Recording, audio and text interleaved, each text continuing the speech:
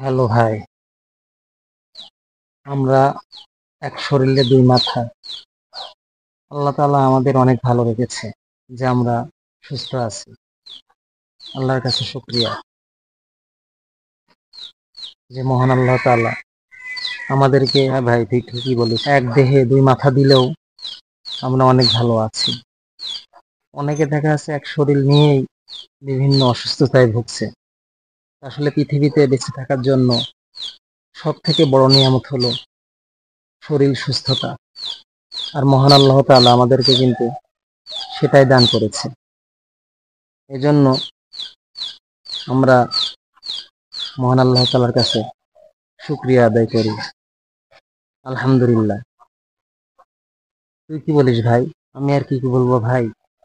তুই যে কথাগুলো বললি, ঠিক কথাই বলেছিস। আল্লাহ তাআলা আমাদের সব থেকে বড় নিয়ামত দিয়েছে যে আমরা দুই ভাই সুস্থ আছি। আমাদের এক দেহ কিন্তু দুটো মাথা। আমরা দুইজন একসাথে আছি, দুইজন চলাফেরা করছি।